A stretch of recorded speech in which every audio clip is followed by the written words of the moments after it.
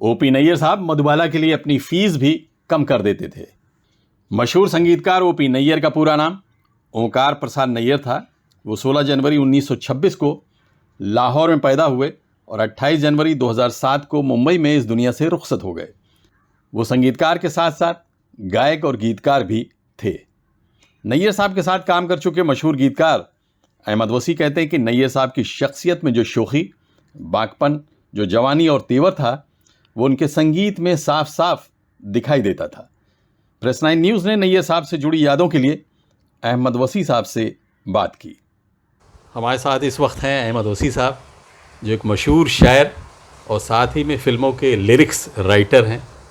काफ़ी गाने इनके बड़े मशहूर हुए हैं, लोग जहन में है, लोगों के ज़ुबानों में है, लोग गुनगुनाते रहते हैं। आइए हम उनसे मुलाकात करते हैं और कुछ ख़ास शख्सियतों के बारे में उनसे पूछते हैं जिनके करीब उन्होंने काम किया। जी जी वसी साहब, बहुत बहुत आपका शुक्रिया, स्वागत है, वेलकम है। ज़रा नवाजी आप जी। तशरीफ़ लाए और गरीब खाने को रौनक बख्शी आपने तशरीफ़ लाए। जी अहमद वसी साहब, सबसे पहले जो है हम बात करेंगे ओपी नैयर साहब की। जी। संगीतकार ओपी नैयर, जी जी जिनके नाम में भी थोड़ा सा म्यूज़िक बहुत, वो रिदम किंग तो कहे जाते थे, उनका नाम भी ओपी नैयर, वो ऐसे बोलने में भी।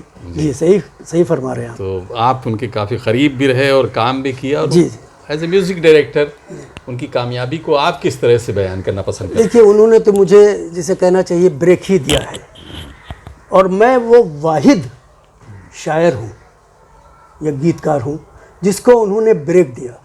उन्होंने किसी सॉन्ग राइटर को ब्रेक नहीं दिया। पहले जो जिनसे भी उन्होंने काम लिया वो सब पहले कहीं ना कहीं लिख चुके थे। कुछ ज़्यादा किसी ने काम किया था, किसी ने कम किया था, लेकिन सब यानी उनके लिए नए नहीं थे और न फिल्मी दुनिया में उन्होंने उनको इंट्रोड्यूस किया। मैं अकेला ऐसा शायर हूँ जिसको उन्होंने इंट्रोड्यूस किया।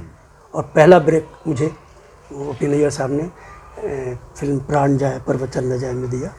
मेरा गाना आ के दर्द जवां है, बिंदु जी जो अदाकारा हैं उन पर पिक्चराइज हुआ, और साथ में सुनील दत्त जी और जीवन और तमाम दूसरे आर्टिस्ट भी हैं, लेकिन ये गाना गाया आशा जी ने और पिक्चराइज हुआ बिंदु जी पे। जहाँ तक ओपी नैयर साहब की शख्सियत का सवाल है और उनकी म्यूज़िक का सवाल है, मैंने तो पहले भी कहा है, कहीं स्टेज शो में मेहमान था मैं, वहाँ मैंने कही थी बात, वही दोहरा रहा हूँ कि जो शोखी, जो बाकपन, जो जवानी और जो तेवर उनकी शख्सियत में था, वही उनके संगीत में मिलता है।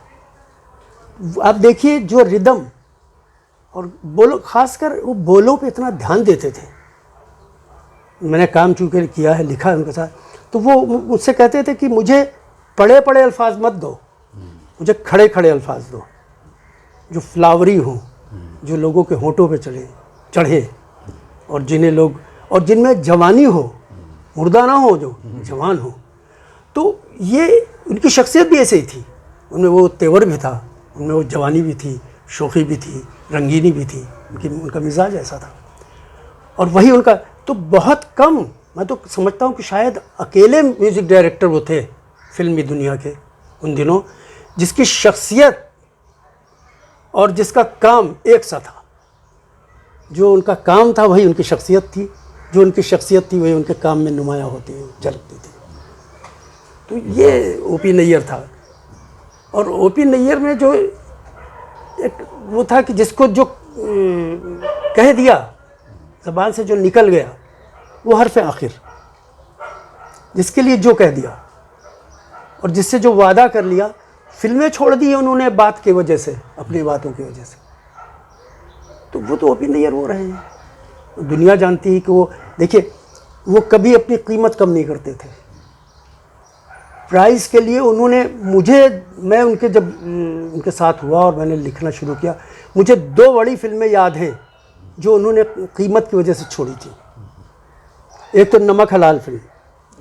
जी, ये वाक़या मैंने जो एक इंटरव्यू में भी मैंने बयान किया था कि ताजमहल होटल में वो प्रोड्यूसर से मिले, मुझे बुलाया उन्होंने, बैठो तुम, अपने घर पे ए रोड पे वो रहते थे, मुझे बुलाया और कहा इसमें सिर्फ तुम 2 गाने लिखोगे, 2 ही गाने होंगे तुम्हारे, बाकी उनका राइटर है वो लिखेगा, मैं एक फिल्म साइन करने जा रहा हूँ।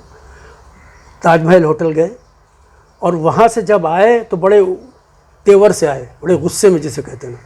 तो उनकी बीवी ने पूछा कि क्या हुआ, तो कहने लगे कि मुझसे ये कहा जा रहा है कि मैं आपको अमिताभ बच्चन की पिक्चर दे रहा हूँ। तो मैं ये जुमला जो था, मैंने कहा मैं कीमत किसी तरह कम नहीं करूँगा। मुझे आर्टिस्ट की मेरे लिए कोई मानी इसलिए नहीं रखता है कि मेरा काम चलता है। मेरे म्यूज़िक से, मेरे गाने से लोग स्टार बने हैं।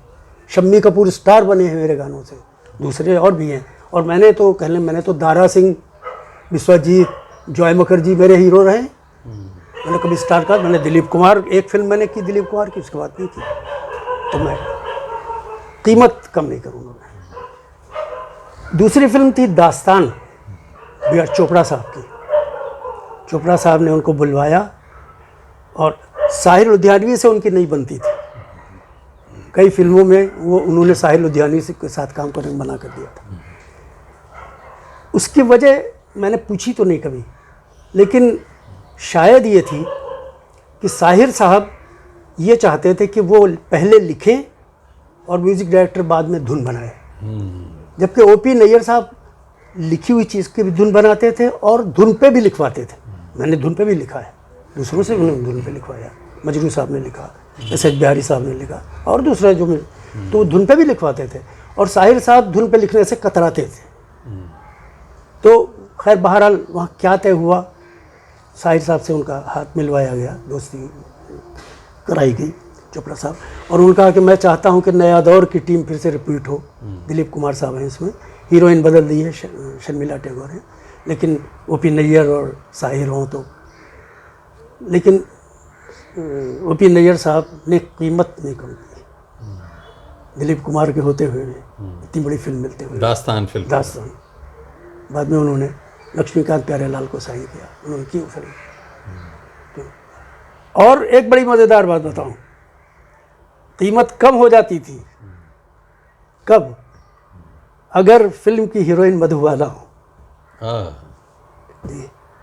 ये भी एक था उनका रंग। मधुबाला और ओपी नैयर के बड़े अच्छे ताल्लुकात थे, घरेलू ताल्लुकात, और वैसे एज ए आर्टिस्ट भी। क्योंकि मधुबाला ये समझती थी, ये मानती थी कि इनका जो म्यूज़िक है वो मैं पर्दे पे बहुत अच्छी तरह अदा कर सकती हूँ। और ओपी नैयर भी जानते थे कि मेरे उसका जो गाना है उसका मैनरिज्म जो है पर्दे पर मधुबाला सही पेश करेंगी। तो ये दोनों में अंडरस्टैंडिंग थी। उसमें कम कर देते उसमें थोड़ी रियायत, हाँ रियायत, कभी भी कंसेशन करना होगा, कंसेशन रियायत। तो उसमें मधुबाला, अगर मधुबाला हैं ये सुनते थे तो तैयार हो जाते थे कि कंसेशन, वरना कीमत कभी कम नहीं की। वो अकेले म्यूजिक डायरेक्टर थे जिन्होंने कभी स्टार कास्ट की परवाह नहीं की कि कौन एक्टर है, हीरो कौन है, हीरोइन कौन है।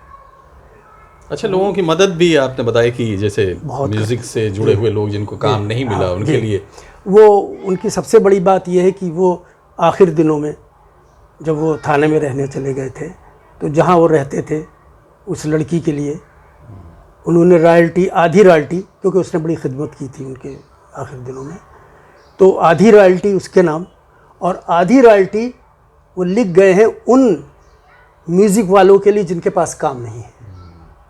तो इंडियन परफॉर्मिंग राइट्स सोसाइटी जो IPRS हमारी है, जो रॉयल्टी बांटती है, वहाँ उन्होंने लेटर दिया है या जो भी उसका ज़रूरी कागज़ी कार्रवाई जो है वो की है उन्होंने। और इस तरह उन्होंने आधी रॉयल्टी उस लड़की को दे रखी मरने के बाद, और आधी रॉयल्टी उन लोगों के लिए जिनके पास काम नहीं है, म्यूज़िक वालों के लिए। वाह, बेहतरीन काम। जी, बेहतरीन, बस ये काम किया मैंने। बेहतरीन बताया जी।